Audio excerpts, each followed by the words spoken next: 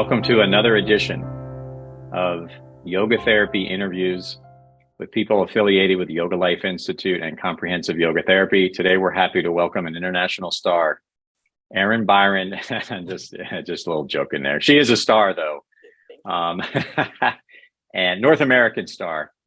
And I say that because she is from Brantford, Ontario, not far from Toronto and Niagara Falls. And Erin and I have known each other for around 20 plus years, 21 years we were discussing. And, Erin, it's a real pleasure to have you here and we appreciate you. We want everybody to get to know you. So although the teaching side of your yoga journey is so much longer than, say, your beginning yoga journey, if you think of it now, she's been teaching for like 20 years. So you're not like a beginner student for 20 years. So it seems like a long time ago, but I thought it would be good for the listeners to hear, like your first yoga class and maybe some of those friends we had in common and such. So how did your story with yoga start? My journey with yoga is really interesting in the retrospect, where when I was 10 years old in grade 5, our phys ed teacher wanted everyone to lead a skills drill during gym class. And this was over the course of a month. And I am not athletic, not at the time, certainly not what you would call a good mover at the time. But my mom had a fitness book of something that she did every day. And I just took a page of that and taught the class. And lo and behold, 15 years later, I realized that I taught my class in grade 5. I taught them yoga. So how old were you in grade 5? Yeah, 10 years old. Oh my gosh. Yeah. So your mom did some yoga stretching as a part of her fitness routine? As part of her fitness routine, yes. And she still does. Of course, it's helping to keep her limber and youthful and healthy even now. Yeah. As she's retired now. Yeah. Yes. That's pretty cool. Wow. That goes way back.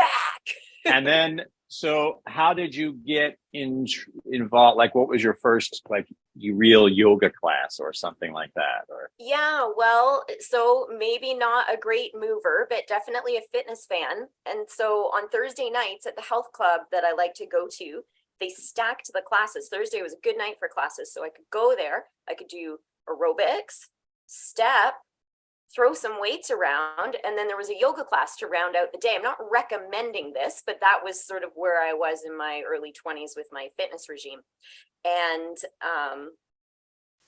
then, okay, so this Thursday night yoga class, I get this, it was taught by a gentleman from India, fairly traditional, but I always knew there was more that he wasn't saying. He would tell you enough about the benefits of the breath and the poses that you knew there was more, but you could never get the whole story here at this gym. But I attended with him 3 times a week for a couple of years, and at the same time was starting grad school as to study to be a trauma therapist.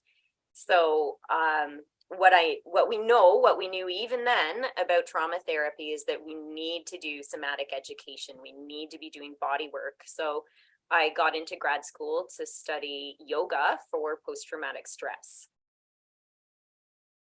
Wait a minute.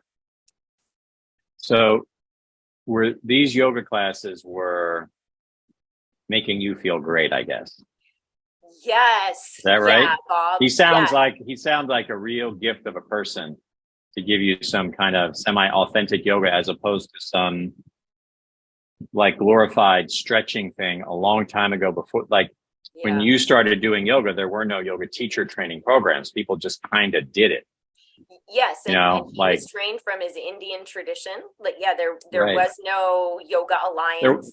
There was no Yoga Alliance. This is all this. So just most people would, younger folks would have grown up with always knowing there's a Yoga Alliance and that there's many teachers training programs. And so you were kind of lucky to have this gentleman, I think, give you some really good info.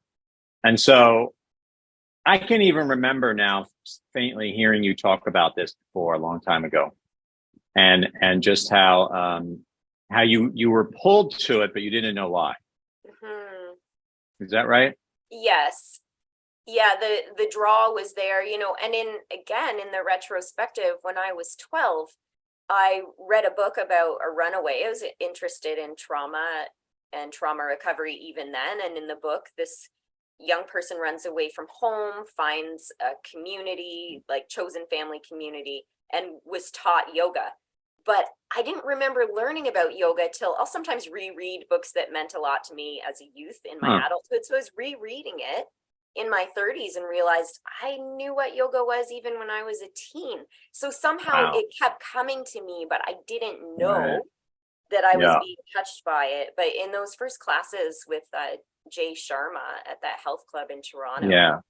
I So, felt so things. then when you were going for your master's degree in psychotherapy, like I've never heard of a school that had this somatic approach back then, except for a few very unusual graduate students. Yet it was a very challenging path because where now you can go to many accredited universities and study yoga and its effects on whole person health, at the time it was tough to even get a review of the literature. People weren't studying yoga or yoga therapy at this time. Mm, I had to find a right. school where I could design my own curriculum and find PhD advisors in the field, and that's what had me reach out to you way back then. Right. So everybody, I can tell her this part of her story. This is kind of a fun little anecdote, and this is how things work in a grassroots setting. I think through your brother's college girlfriend, parents had just been with me in India at the place called the Yoga Institute where I trained. And we were all there for this big 10-year anniversary celebration of the place. The place was 70 years old at the time, but we were there for this big to do around the Christmas holidays. And I met them, and then you had seen them asking about yoga because you knew they taught yoga. Exactly. Kind of a funny long way. And then, yeah, and then you wrote this amazing thesis. Yes, thank you. It's a little regret that I carry that I didn't publish it, because it would have been one of the first studies on yoga therapy for post-traumatic stress. I ran a study out of a rape crisis center in Toronto. Wow, But yeah, that's intense. cool journey. And then there's Bob making sure that my papers are coming through with a cleanliness, if you want to say, about yoga, without any religious twists, for example. Or yoga gets distilled in ways that where we start to miss some of the yoga, and it's also influenced by other people's beliefs. And so that was a real gift Right. from you, Bob, to keep it pure. Yeah. So figure I had just finished my PhD in yoga therapy, for those of you who don't know me very well, a few years prior to this. And then when Erin reached out, it was, I was trained for this sort of thing precisely, and with all my research and studies with my wonderful professors who would show me, how to keep popular viewpoints out, and how to make the philosophy relevant. And you did all that, and then we were able to just make sure that the texts that you use were very clear, like you said. But you guys, maybe you should just publish that thing now, because she did a wonderful job. And it is interesting as I hear your story, because I was thinking, for whatever reason, that there was a longer pre-story before you were just diving in so seriously.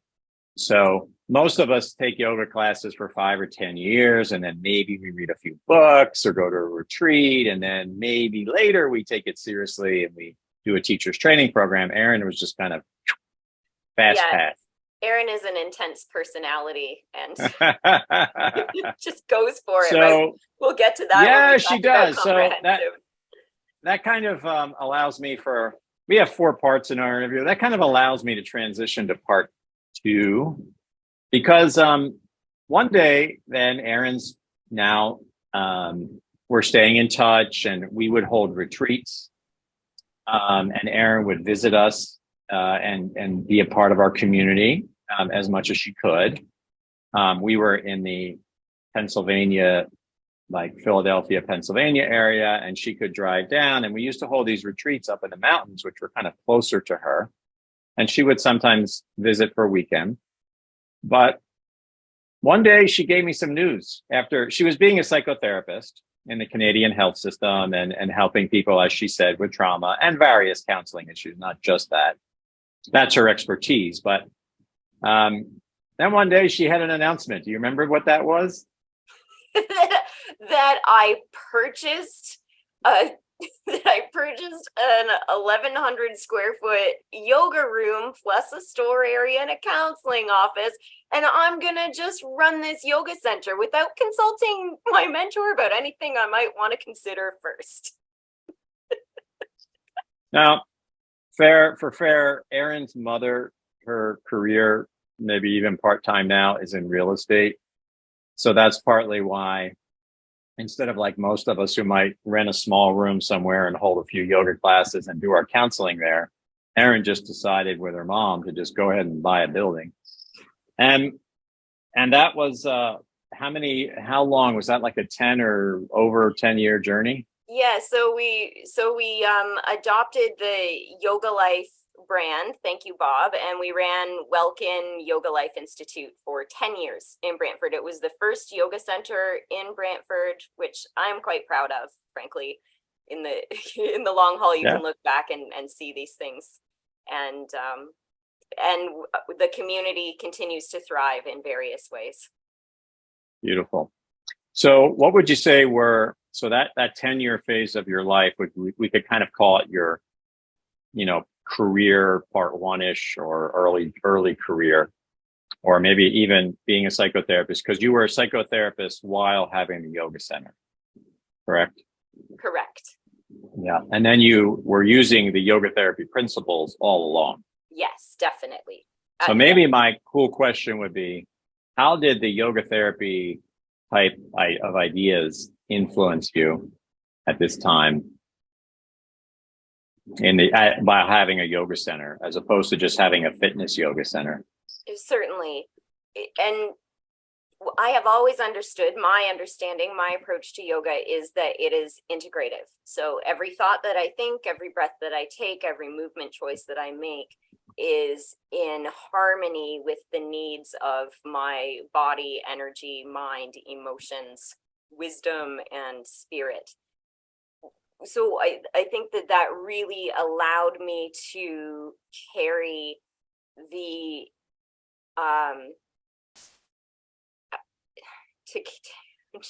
I'm just choosing my words here, to carry what pressures might go along with running a business on the scope I was running that business. Mm-hmm. It's all just right. It's all just purpose. It's all just dharma. Yeah. It's all just one action at a time, and maintain your peace of mind. Right. Yeah, that's awesome.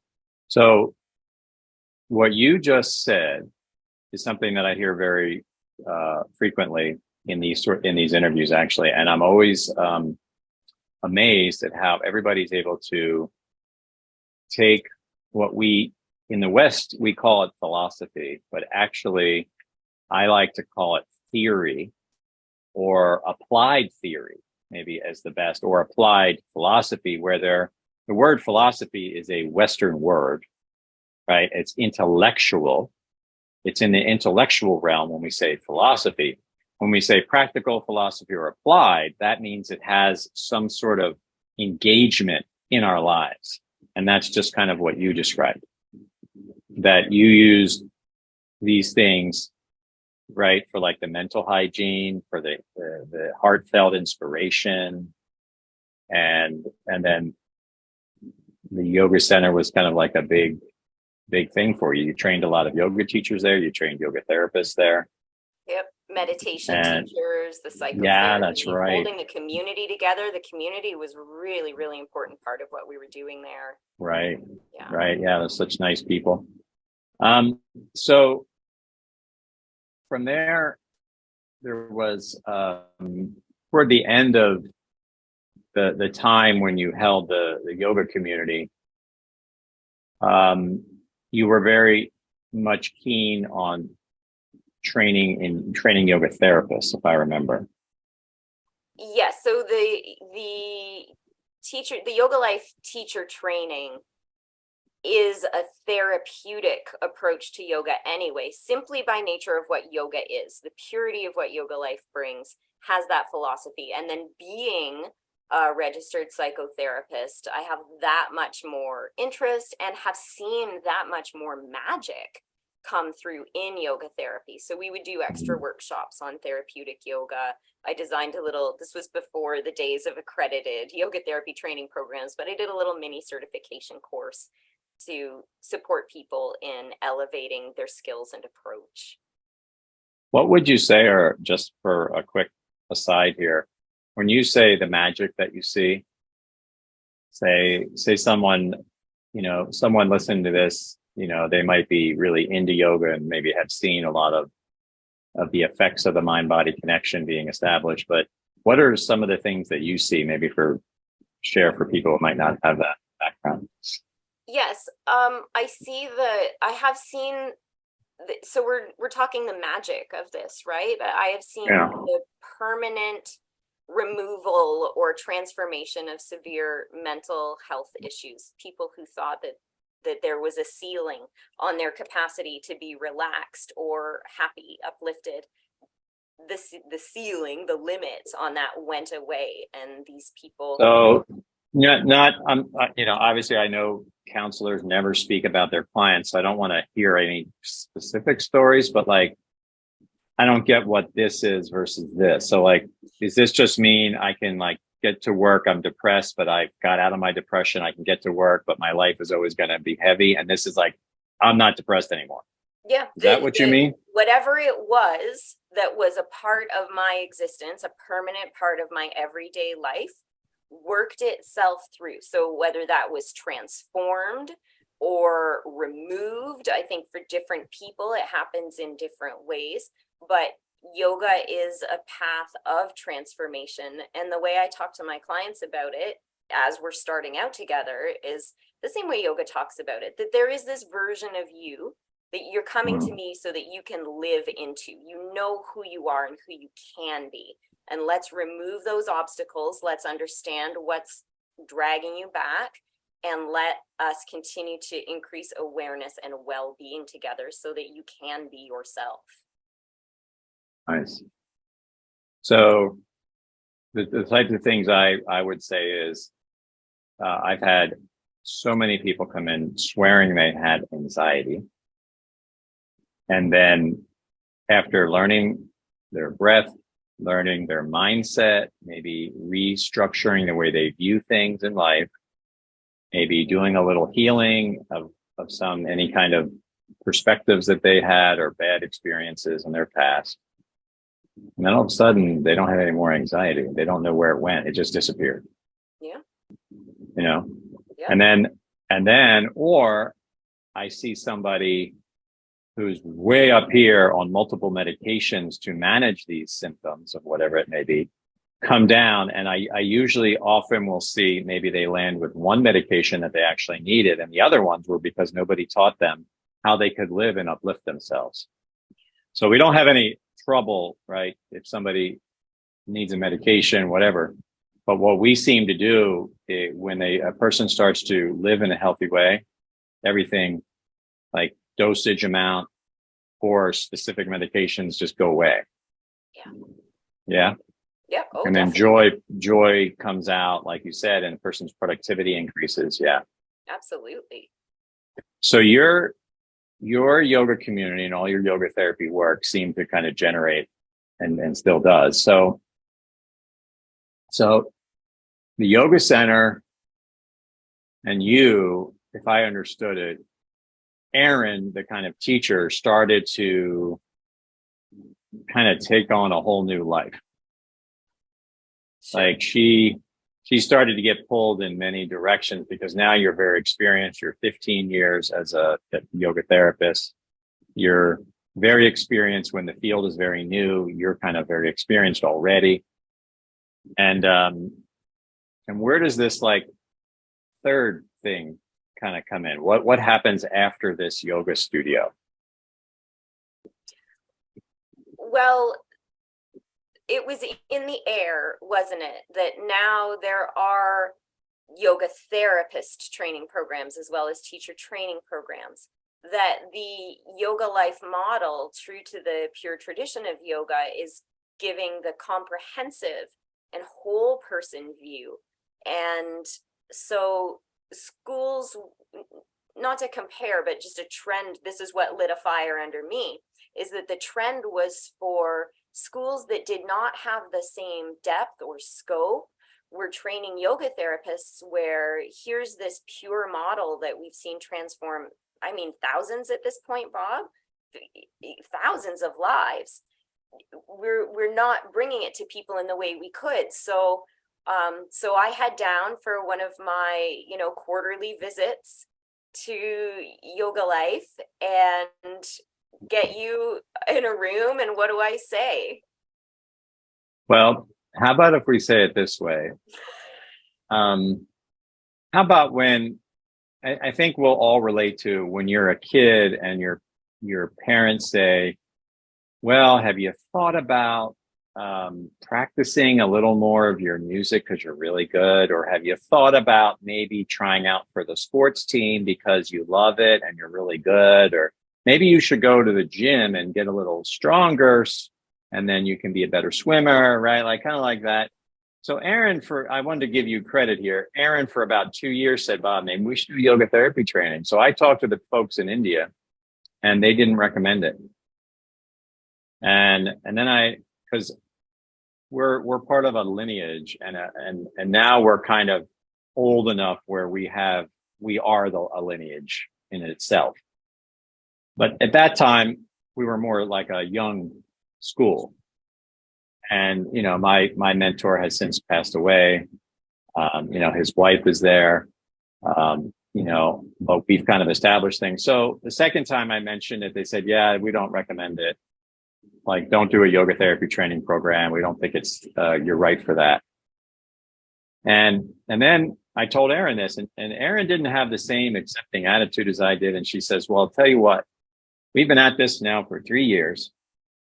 And you were either going to do this or I'm just going to have to go do it by myself. And I really don't want to go do this by myself. And in no uncertain terms, Erin put her foot down. But I had to have permission in our lineage is because anything I would do on a whim would always fail. If I had like some cool idea for a men's group, if I didn't talk about it with my mentors, it just never seemed to work, So, but this time, I felt like my mentors were holding like Erin, me, and a few others back. I felt like we're holding us like we were ready.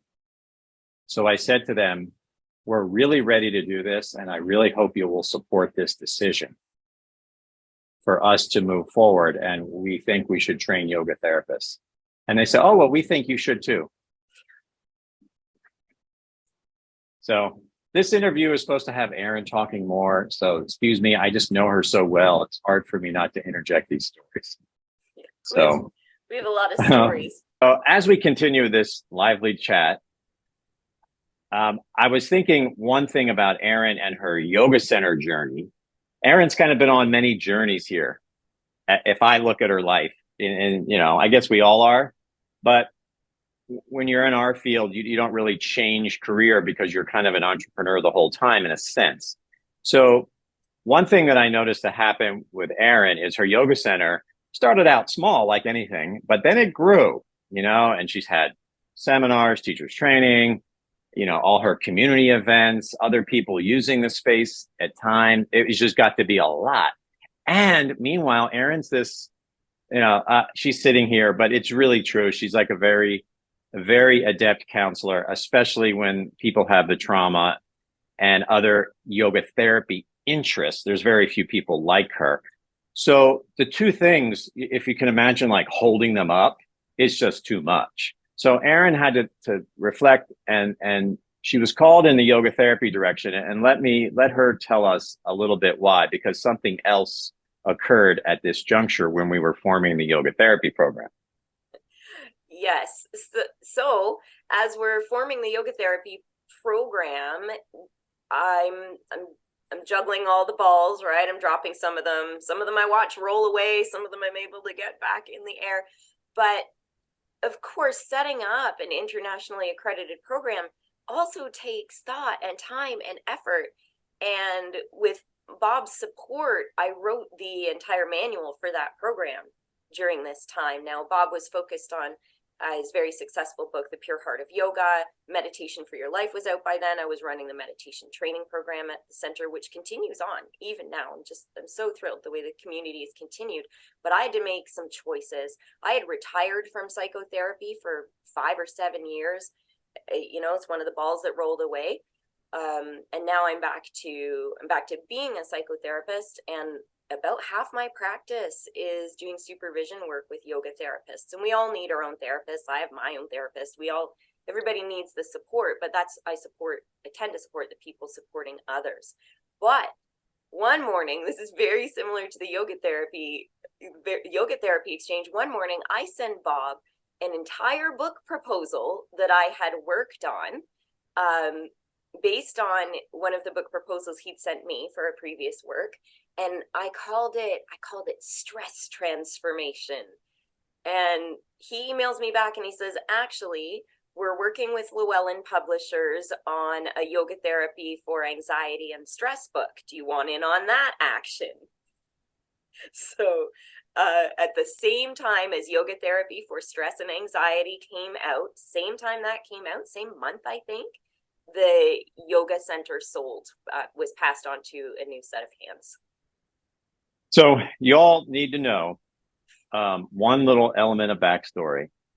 When she was doing her master's thesis that had the yoga therapy component that was so unique, and I read that, and we worked on that together, it was obvious at that moment that Erin was very bright and a very good writer. And she's also a team player. And I try to be the same way, because I feel that when you bring 2 or 3 or 4, whatever minds together, quite frankly, if you've ever studied with us, your questions and your input is probably somewhere lodged in our books, because you taught us too. So Erin and I have that in common. So it is kind of amazing. So when I helped with her thesis, that was, minor role by me. But when we did the manual for the yoga therapy program, that was a much bigger thing, where the two of us did a program design. And that's why the yoga therapy program has done so well, because we were able to integrate these things. And then Erin's writing career started to take off. So she took a lead role in that book, as you mentioned. Yeah, and it was a lot of fun. And then there was another meditation book, and then we made this bold move. I don't know, we didn't make a bold move, but we parted ways. So Bob's continued to collaborate, has the lifestyle book that's based on our comprehensive yoga therapy program. I got to write the foreword for that, which was terrific. And I went on into my expressive arts for trauma as well, and continue to write in that capacity. What's the name of that book, Erin? Yoga for the Creative Soul. Get a copy today. Yoga for the Creative Soul.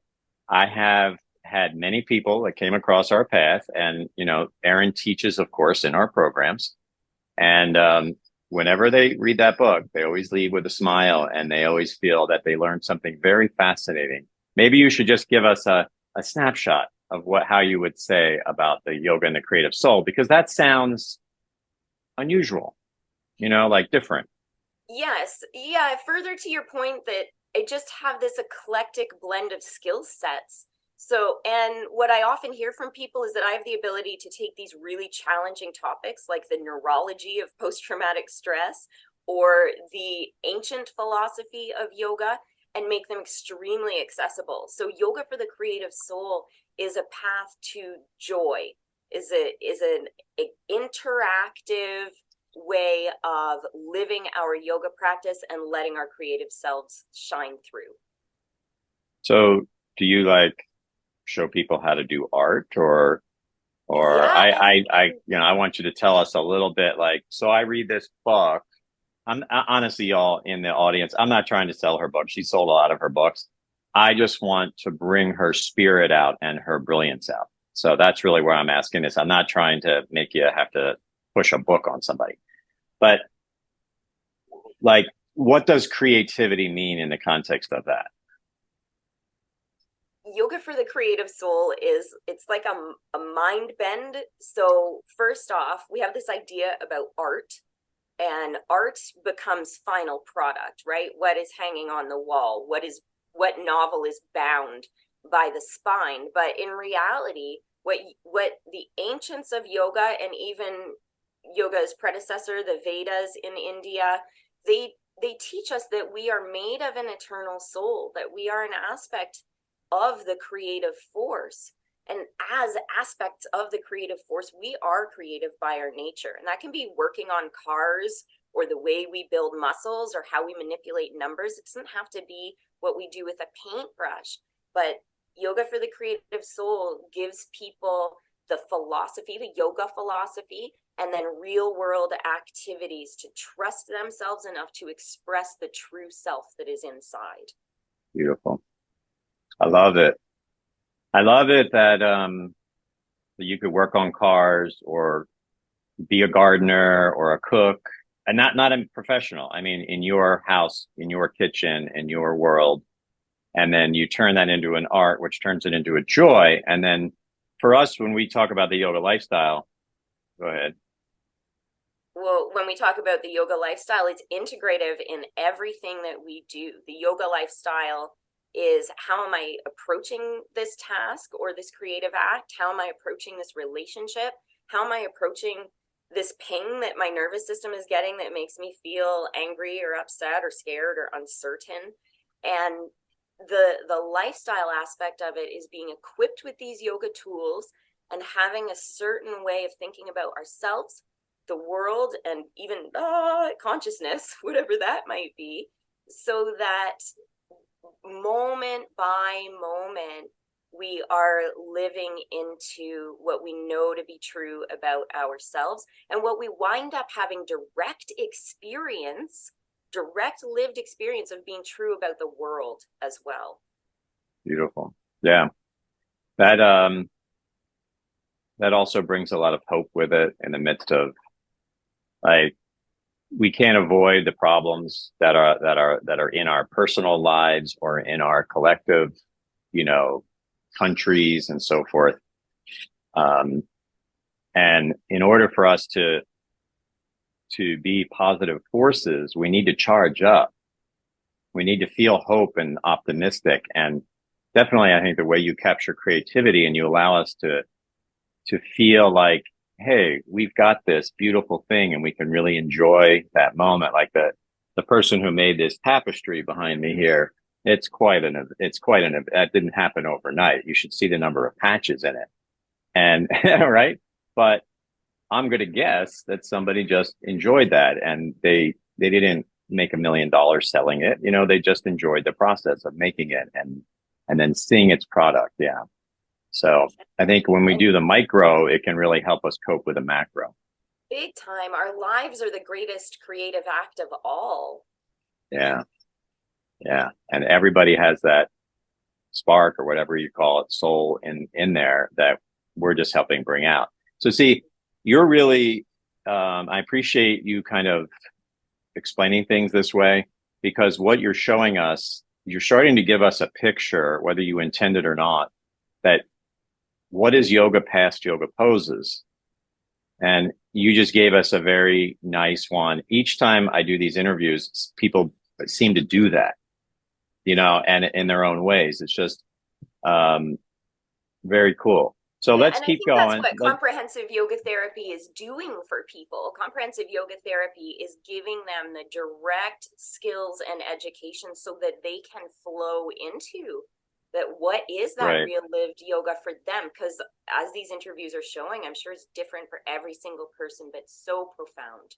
Yeah. And I think um, that is the key, that we bring out that like uniqueness in each person. So it's kind of their heart. So they all sound, to me, they sound exactly like you, except in a different package. Do you know what I mean? Oh, exactly. Yeah, They because have they have that's what darker yoga skin teaches. or lighter hair, or Yeah.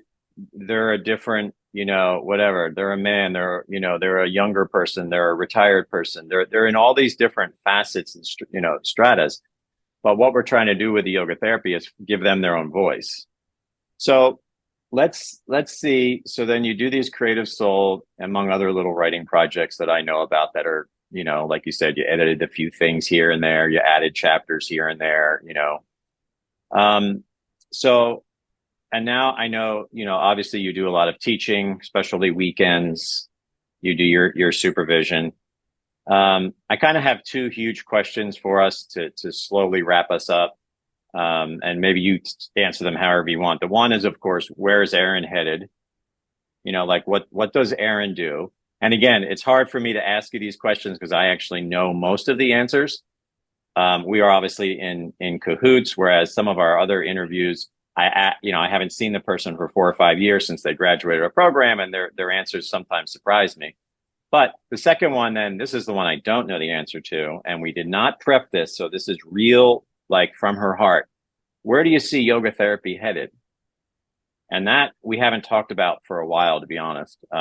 Something we used to talk about more frequently, but we haven't, if, for whatever reason, the last few years.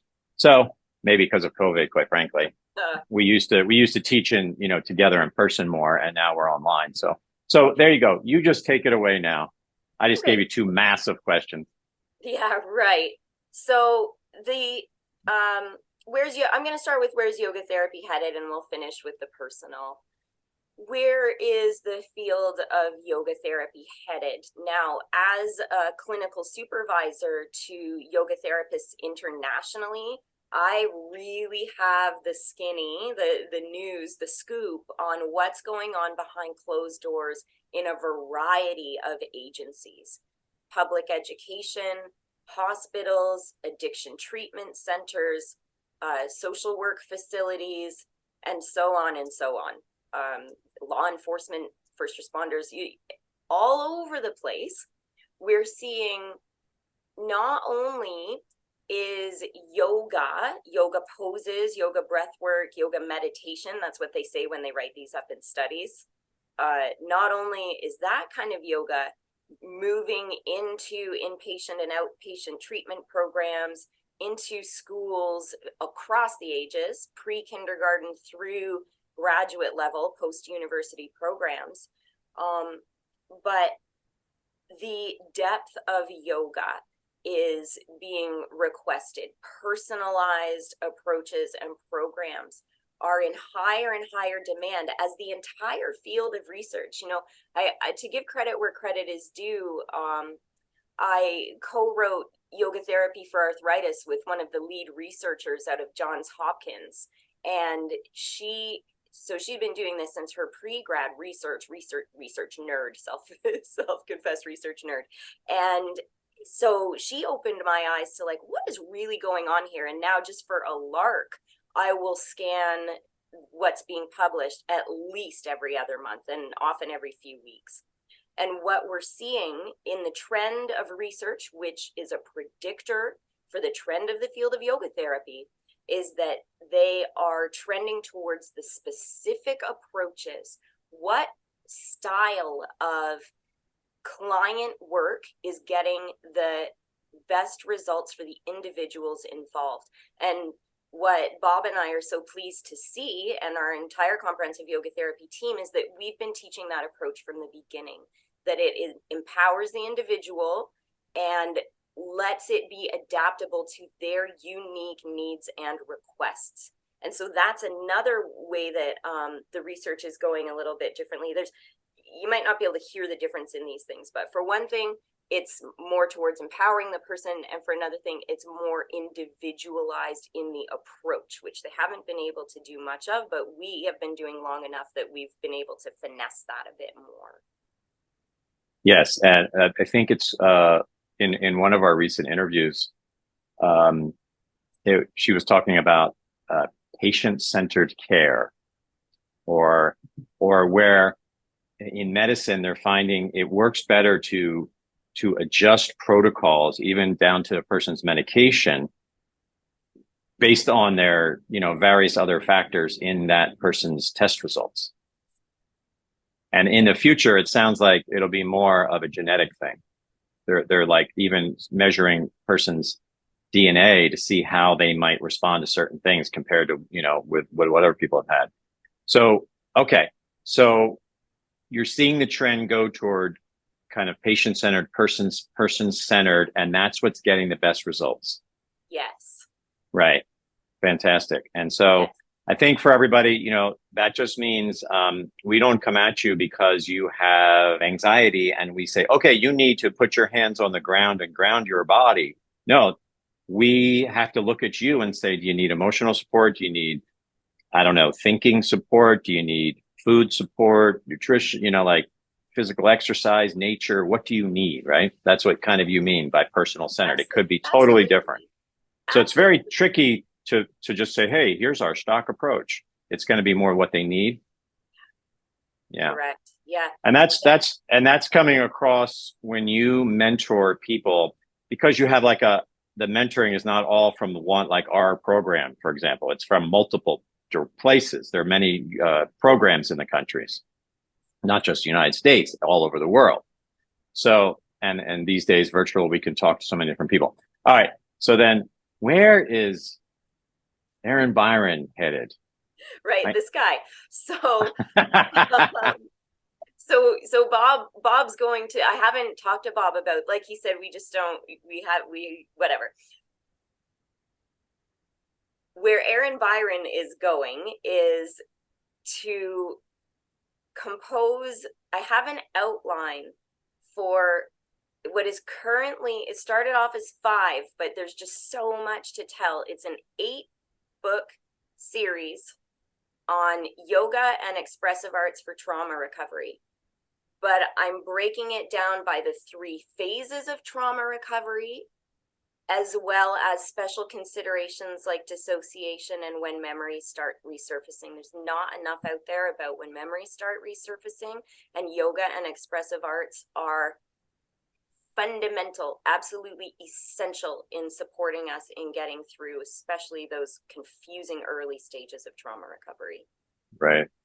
And I'm still seeing clients, of course, and I'm loving my YogaLife time as I have for these last 20 years, now teaching in the yoga teacher training, comprehensive yoga therapist training, and finding lots of time to swim as well. Oh, yeah. Oh, nice. That's your fun exercise. Oh, yeah. Oh, cool. Yeah. And then I guess we should have your website, because I want to go there. Thank you, Bob. It is my name, erinbyron.com. So ERIN Byron.com. We'll try to put that in the credits for everybody watching. Erin, we could talk all day. I really appreciate what you brought. And we appreciate how your soul has expressed itself and given us so many gifts. And it's great to be your friend for all these years. My gosh. And God bless. Yeah, God bless. We are. All right. Thank you, Bob. Thank you. Thank you for sharing.